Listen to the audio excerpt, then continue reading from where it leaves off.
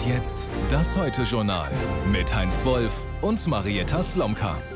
Guten Abend. Ende Juni soll es in Iran Neuwahlen geben. Bis dahin übernimmt der Stellvertreter des tödlich verunglückten Präsidenten dessen Amtsgeschäfte. Das ist so erwartet worden.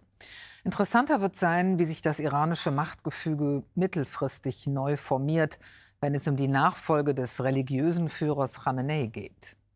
Interessant ist auch, aus wie vielen Ländern es umgehend Trauerbekundungen gab. Teils auch von Nachbarstaaten, mit denen Iran massive Konflikte hatte, bei denen man sich zuletzt um Beilegung bemühte. Das zeigt, welche Machtstellung Iran in der Region hat. Als Land mit einer radikal anti-westlichen Außenpolitik, das zahlreiche Terrorgruppen unterstützt. Wie in Iran auf den tödlichen Hubschrauberabsturz reagiert wird, berichtet Anne Brühl. Eine schwere Nacht für die Nation, titeln die Zeitungen am Morgen in Teheran. Da hat die Nachricht vom Tod des Präsidenten schon die Runde gemacht. Bei aller Trauer gibt es auch vorsichtige Kritik.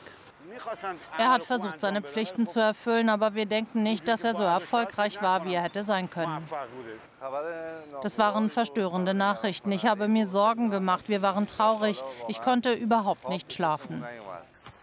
Die Nachricht, die viele befürchtet haben, kommt am frühen Morgen. Eine türkische Drohne hat das Wrack des Hubschraubers, in dem Präsident Raisi saß, entdeckt. Schnell ist klar, keiner der Insassen, darunter auch der Außenminister, hat überlebt. Ein türkischer Reporter ist vor Ort in der schwer zugänglichen Bergregion in der iranischen Provinz Ost-Aserbaidschan. Das Heck des Helikopters ist hier, der Rest ist auf dieser Seite. Wir sind hier unter sehr schwierigen Bedingungen hingekommen. Die Bergungsarbeiten sehr kompliziert, auf steilen Pfaden, bei schlechter Sicht, die schon zum Unglückszeitpunkt herrschte. Der Präsidentenhubschrauber war ein US-Modell, gekauft vor mehr als 50 Jahren. Wegen der Sanktionen gab es schon lange keine Ersatzteile mehr. Auf einer Kabinettssitzung wird Raisis Nachfolger installiert. Es ist sein Stellvertreter Mohber. Trotz des Vorfalls sollte jeder in seiner Rolle weitermachen. Auf gar keinen Fall sollte dieser tragische Vorfall die Regierung behindern oder die Art, wie das Land regiert wird. Am 28. Juni wird neu gewählt, aber heute ist der Tag der Trauer. Es sind gut 15.000 Menschen, die sich in Teheran versammeln, die meisten stramm auf Regierungskurs. Wie mein geliebter Führer sagt, wird es keine Probleme im Arbeitsablauf des Landes geben. Nur das Beste wird Iran passieren. Mit Tränen in den Augen beten die Menschen für Raisi. Es sind diese Bilder, die das iranische Regime die Welt sehen lassen will. Jörg Brase ist für uns in Teheran. Jörg, der Präsident ist natürlich nicht das Machtzentrum des Iran. Das heißt aber ja nicht, dass der plötzliche Tod von Raisi politisch unerheblich wäre. Wie wird das in Teheran eingeschätzt, wie sich die Dinge da jetzt weiterentwickeln? Ja, also viele Beobachter gehen natürlich im Moment davon aus, dass es hinter den Kulissen zu Machtkämpfen kommen könnte. Aber du hast es gesagt, es geht dabei vor allem um die Nachfolge des 85-jährigen Staatsoberhaupts, Religionsführer Ali Khamenei. Ebrahim Raisi waren da sehr gute Chancen eingeräumt worden. Raisi ist nun in diesem Rennen nicht mehr vertreten. Da bringen sich nun andere in Stellung, ebenso wie für die Präsidentschaftswahl Ende Juni. Über die Kandidaten für diese Präsidentschaftswahl entscheidet der mächtige Wächterrat. Der befindet sich mehrheitlich in der Hand der religiös-konservativen Hardliner, die es in den vergangenen Jahren sowieso geschafft haben, alle Schaltzentralen der Macht unter ihre Kontrolle zu bringen. Und so könnte jetzt im aktuellen Machtkampf, könnten sie sich zwar selbst zum größten Feind werden, ohne allerdings, und davon muss man wohl ausgehen, die eigene Machtposition grundsätzlich zu gefährden. Dankeschön, Jörg, für die Analyse direkt aus Teheran. Nicht verwunderlich ist, dass sämtliche Feinde Israels, vorneweg die Hamas, die Hisbollah und die Houthis, der iranischen Regierung ihr tiefstes Beileid bekundeten. Mit Blick auf den Gaza-Krieg gab es dann heute noch eine Nachricht, auf die Israel und die Hamas gleichermaßen empört reagieren in einer fast schon bizarr anmutenden Einigkeit. Der Chefankläger beim Internationalen Strafgerichtshof in Den Haag hat Haftbefehle gegen die Führer der Hamas und gegen Israels Premier Benjamin Netanyahu beantragt. Dagegen protestiert nicht nur Israel, auch die US-Regierung spricht von einer empörenden Gleichsetzung. Michael Beverunge berichtet. Einer von vielen israelischen Bombenangriffen in Gaza. Hat das demokratische Israel dabei bewusst Zivilisten ins Visier genommen, Unschuldige ermordet? Hat es bewusst Hilfslieferungen verhindert und eine Versorgungskrise erzeugt, den Hunger als Kriegswaffe gegen die Zivilbevölkerung benutzt? Der Chefankläger beim Internationalen Strafgerichtshof ist davon überzeugt. Die Verbrechen beinhalten Hungersnot von Zivilisten als eine Methode der Kriegsführung, bewusstes Erzeugen von großem Leid, ernsthafte Verletzung von Körper oder Gesundheit, brutale Behandlung, absichtliches Töten oder Ermordung und absichtliche Angriffe gerichtet gegen die Zivilbevölkerung. Gegen sie hat Khan deshalb Haftbefehl beantragt, Premier Netanyahu und Verteidigungsminister Galland. Netanyahu wehrt sich empört. Der absurde und falsche Antrag des Chefanklägers ist nicht nur gegen den Premier Israels gerichtet und gegen den Verteidigungsminister. Der Antrag richtet sich auch gegen den Staat Israel und die Soldaten der israelischen Armee, die mit höchster Tapferkeit gegen die abscheulichen Hamas-Mörder kämpfen. Quer durch das politische Spektrum stoßen die Anträge auf Haftbefehl in der Knesset zu 90% auf Ablehnung. Sogar der Oppositionsführer verteidigt seinen Erzrivalen. Es ist eine Katastrophe, politisch und moralisch. Es kann nicht sein, dass sie Haftbefehle beantragen gegen Netanyahu und gleichzeitig gegen Sinwar, Haniyeh und Dave, nachdem die uns und unsere Kinder am 7. Oktober abgeschlachtet haben. Es kann keinen solchen Vergleich geben. Wir werden und können das nicht akzeptieren. Es ist unverzeihlich. Auch gegen Yahya Sinwar und 2 weitere Hamas-Führer sind Haftbefehle beantragt. Die Verbrechen der Hamas hat sie selbst in unzähligen Videos dokumentiert. Vernichtung als ein Verbrechen gegen die Menschlichkeit, Mord als Verbrechen gegen die Menschlichkeit und als Kriegsverbrechen, Geiselnahme als Kriegsverbrechen, Vergewaltigung und andere Taten sexueller Gewalt während der Gefangenschaft. Die Hamas reagierte auf die Vorwürfe in der ihr eigenen Logik: Der Strafgerichtshof verwechsele Opfer und Täter. Florian Neuhan, unser Korrespondent in Brüssel, beobachtet die Entscheidungen des Internationalen Strafgerichtshofs.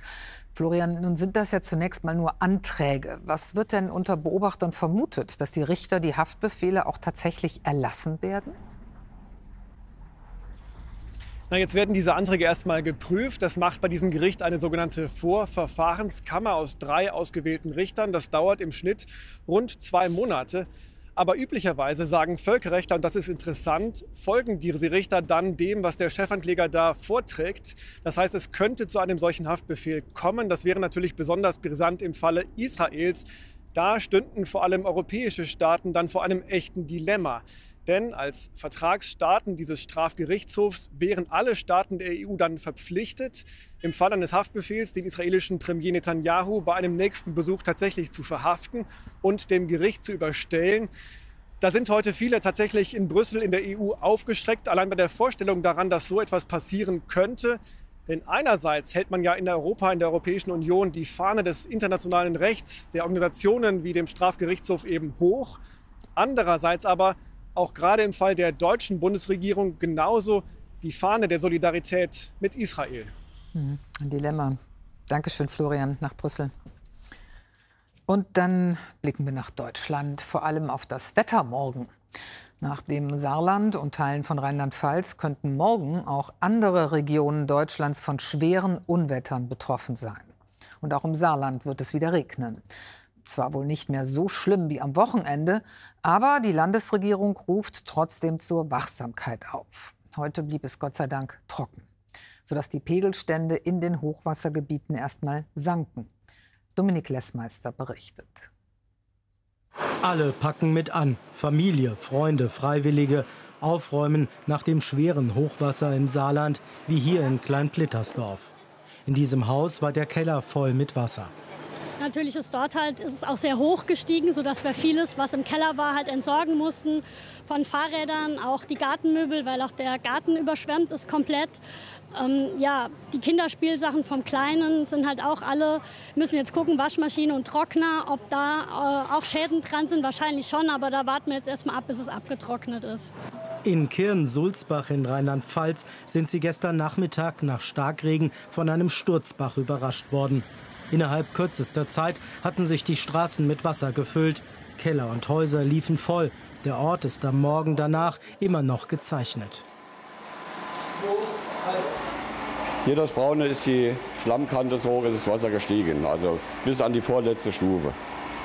Wenn das dann auch noch vollgelaufen wäre, dann wäre alles weg. In Saarbrücken ging der Pegel der Saar inzwischen zurück. Das Wasser gab Teile der überfluteten Stadtautobahn frei.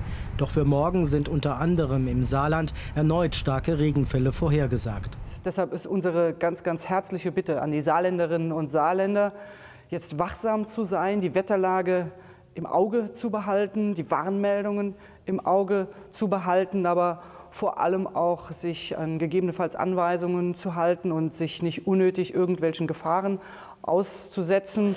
Auch deshalb beeilen sie sich im Saarland, die Straßen frei zu bekommen, alle zerstörten Möbel und Sachen schnell abzutransportieren.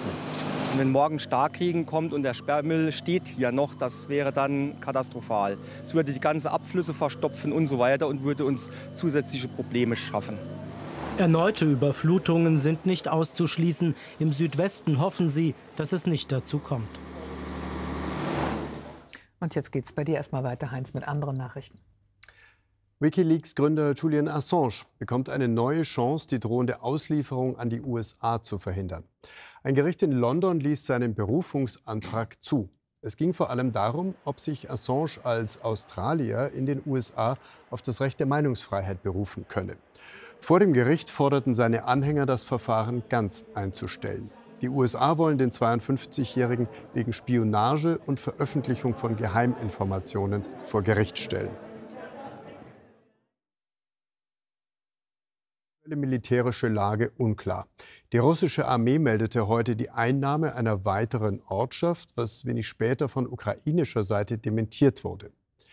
In der Ukraine müssen sich die Menschen heute Abend landesweit auf stundenweise Stromabschaltungen einstellen. Das soll nach den russischen Angriffen auf Energieinfrastruktur den Verbrauch senken und das Netz stabilisieren.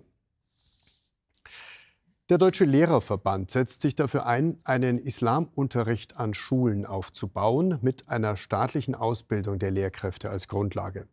Der Neuen Osnabrücker Zeitung sagte Verbandspräsident Düll, viele muslimische Eltern wünschten eine islamische Unterweisung für ihre Kinder, hätten aber berechtigte Sorge mit Blick auf außerschulische Angebote und den dort vermittelten Werten. Am Tag der Amtseinführung des neuen Präsidenten Taiwans, Lai Ching-te, sind erneut die Spannungen mit China deutlich geworden.